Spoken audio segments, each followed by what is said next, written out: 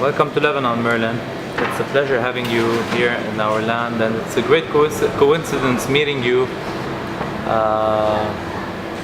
Well, since we were intrigued about your character and passing through the Lebanese border through your bicycle with all of your baggage and luggage, I was wondering if I could ask you some questions. Is it possible if you have some questions to ask? You have my full participation. Thank you. Try not to be so full. You'll get more out of me if you're much more informed. Yeah, for sure. Can you tell me how did you plan your trip and how did you arrange for it? Well, really, to be honest, it's an idea which has been circulating for maybe 2 years at least, 2-3 years. This idea of travelling the world or parts of the world has been going on in my head for at least 5 or 10 years. But actually coming to the Middle East and cycling around parts of the Mediterranean is, as I say, a recent idea. Maybe in the last 6 months to a year,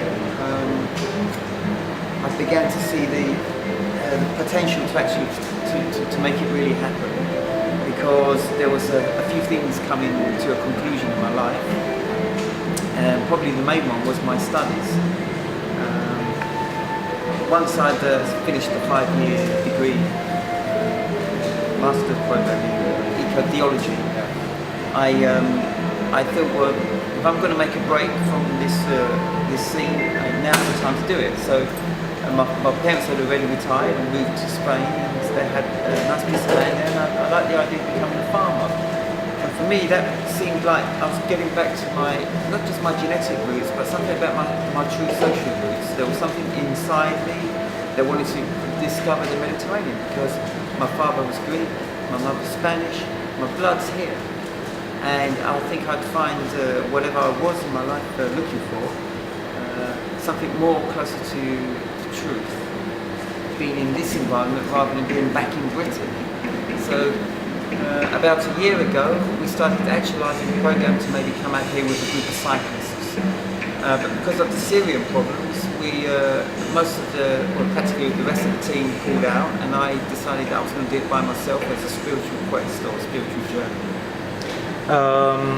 Can I ask you, how did you take it from a dream to become a reality? Well, it's an interesting point, or question. I actually believed that the way I come to a decision is through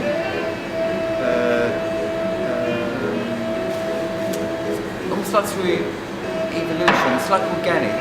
No, I'm saying, how did it click with you? You know, like to say, this is the moment I'm gonna take. Yeah. This is the moment I'm gonna change my life from being the normal citizen to this adventure explorer who's traveling around the world. Well, let me say first, I don't think I've had a normal life. I think I've been pretty much free. And this was an extension somehow of my desire to spread my wings further afield. Does it need a lot of courage to take an initial like that?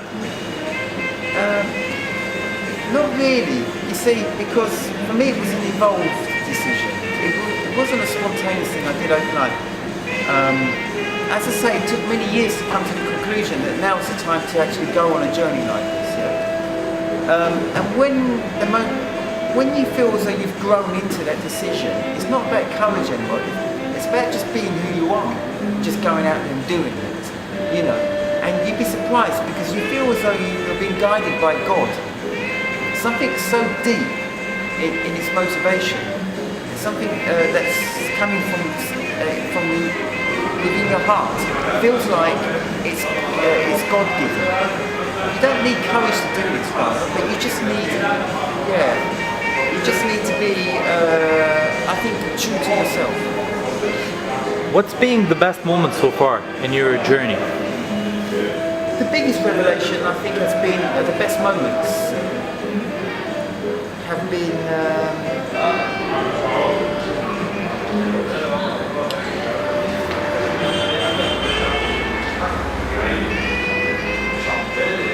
I would say finding myself alone in very secluded landscapes which are incredibly beautiful, and this sense of being one with nature. And then the second great revelation, I think, the best moments have been the communication I've had with the people, because in reality it's been a journey about meeting people and seeing how incredible they can be in their generosity, in their kindness, in their friendliness. I could say, to be honest with myself, I could say I was a little cynical before I came out here about people in general. But I've really met so many good people in the hundreds that I could actually say 96% of the people I've met have actually helped me on this journey.